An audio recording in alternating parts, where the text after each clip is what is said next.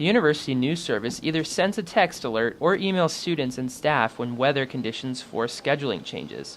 On Thursday, classes resumed at 10 o'clock, but many students decided to stay home. And some of my classes, usually I'm in classes probably about 50 students on a max day, and today's like this, you can barely get like 20, 25. It's like half the class. Nobody wants to be out in this weather. On any given day here at Texas State, the quad is bustling and has tons of life in it. But on days like today, when it's below freezing and classes were canceled till 10 a.m., a lot of students didn't even show up for their classes after that. And as you can see, the quad's pretty empty during a passing period. A lot of students commute to campus, and when the weather is like this, it can be dangerous to come to school.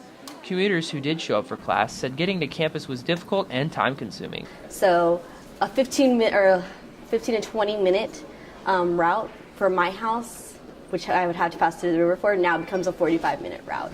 Some students don't see weather conditions as any big deal.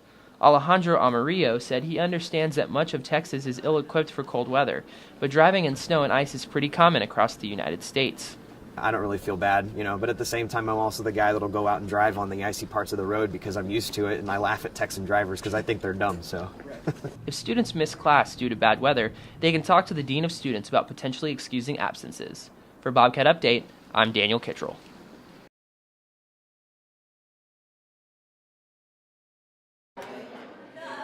2 years ago, Nathan Garcia would never have guessed that his blurry vision would be the first symptom of a life-altering condition. I started to lose my vision kind of like a curtain, and it just kind of went away from the top to the bottom. Nathan served in the Army Reserves while attending college and visited an eye doctor after he had problems seeing while performing a drill. That doctor referred him to specialists who conducted an MRI and found cysts. Nathan had brain surgery to remove the cyst. But it wasn't the surgery that caused Nathan to be afraid. Hearing that I couldn't play contact sports and that I wouldn't, be able to re-enlist possibly. And, I honestly, I teared up a little bit just hearing that. He was later diagnosed with a rare disease called neuromyelitis optica, which affects the optic nerves and spinal cord. Doctors now consider him legally blind. For Nathan, everyday tasks now require extra effort. I've had to rely on friends and family to be able to get around, and that's something I'm very grateful of, that they've been able to help me out. And also just watching a game, watching my Cowboys play.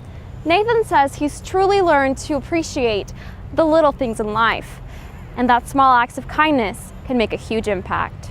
Whenever I was in charge of printing out documents or other things that the staff would read at meetings and such, I always made sure to blow up the font size on Nathan's copy a little bit more than everyone else's. That just made the world of difference, and it's just the fact that he took the time to help me out. That was huge. Nathan says anyone can be going through a lot more than what's on the surface, and for that reason, it's important not to judge a book by its cover. For Bobcat Update, I'm Yolisa Arroyo.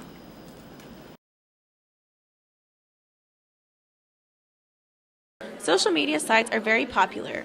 Users often post pictures and a lot of personal information. Employers know this, and they go online too, to screen applicants before interviewing them.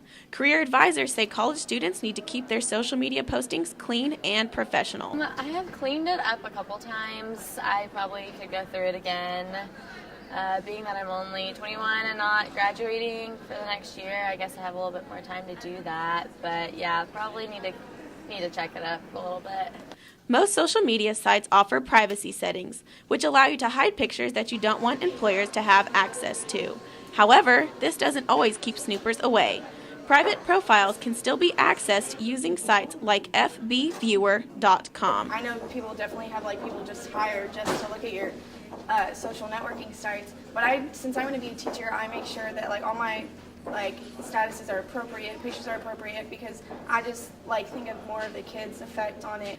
Texas State career advisor Eden Bunch says social media sites can affect your career. When someone hires you on to work for their company, they know that they're hiring you as a part of their reputation. You're going to be representing them. And social media is a part of so many businesses and companies and organizations today. They look at that to see how much tact you have and how you represent yourself, because your brand is going to become their brand.